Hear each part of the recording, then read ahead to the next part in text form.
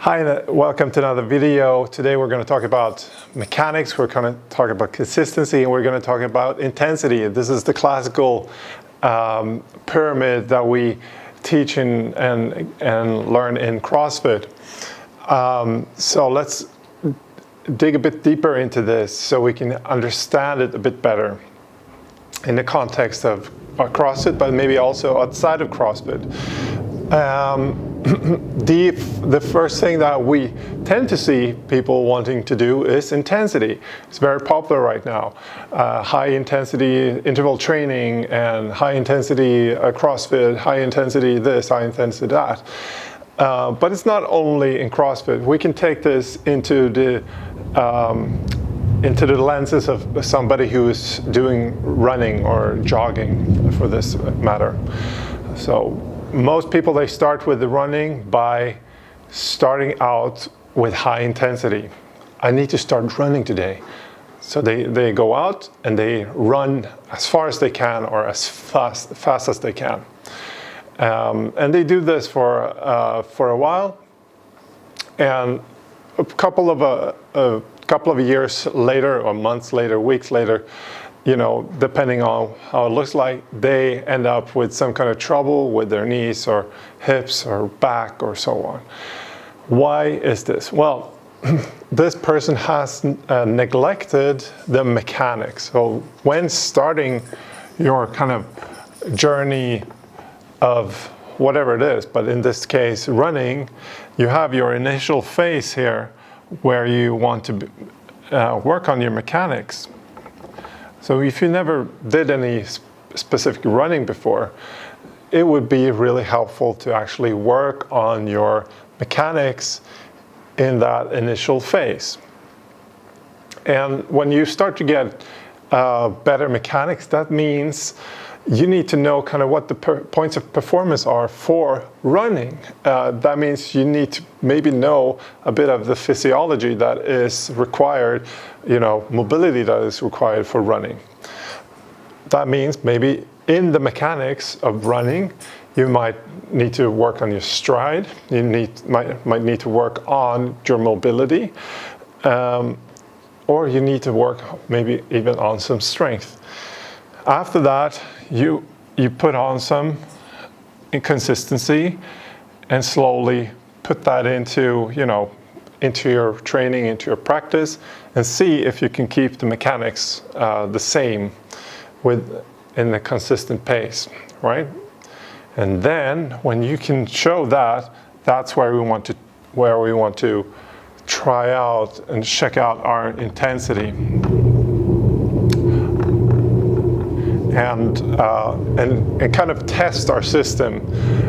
I expect you, when you're going intense, that your mechanics will start to fail. That is okay, as long as it is intentional, and you obviously don't want to spend all your time there, but you want to go there and test how good you prepared everything else. And how this works is, when you work on the mechanics, we are doing neurological work. So we are trying to make the brain to create patterns for those movements. So it's patterns, the electrons in your brain that need to travel, but it's also all the way down through the nervous system to your muscles. And by doing this with consistency, that creates habits. So hopefully good habits if you're doing this right. And then having good habits is this, cornerstone then that's going to make your performance skyrocket, right? So your physiology will have its ultimate expression if all these pieces are already there.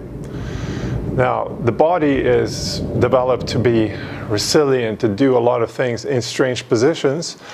So we say if you start with intensity and you really go full out on the running and anything, and you might have, again, a lack of strength in some joint, you might have a lack of mobility somewhere, well, you're going to start to create habits of a movement pattern that might not be so good for those joints. And that what happens is when you do that repeatedly with intensity, well, the brain is going to start create those neurological patterns. So it's going to be be harder to relearn that. So a very common thing is obviously if you learn something one way and then you need to relearn, it might be harder. And there are many cases of this when it comes to weightlifting, to running, to all these different movements. There's kind of relearn, and some athletes actually do that to get that ultimate expression of power and speed in their sport later on. So it might take some time to work on that, but it will pay off.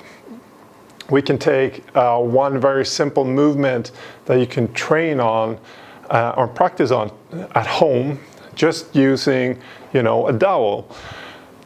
And we can say, let's start with the deadlift. Can you perform a deadlift at home without any weight, working on your technique and your mechanics? You need to know the points of performance, right?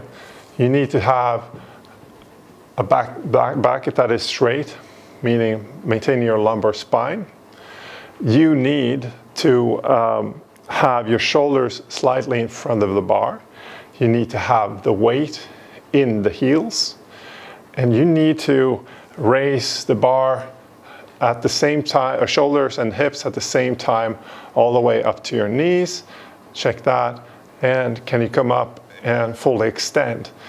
Many of these things might seem easy. There's one more, but yeah, keep the bar close, or touch the legs.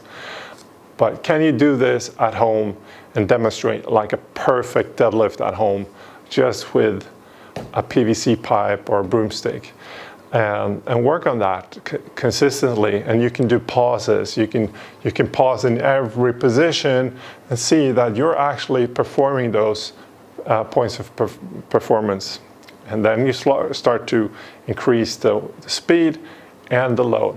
So this obviously transfers into every movement when it comes to CrossFit, but also outside CrossFit too, for sure.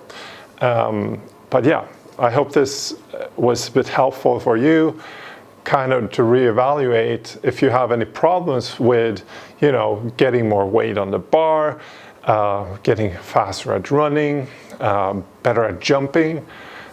Consider going through the basic mechanics and then work on consistency and upwards.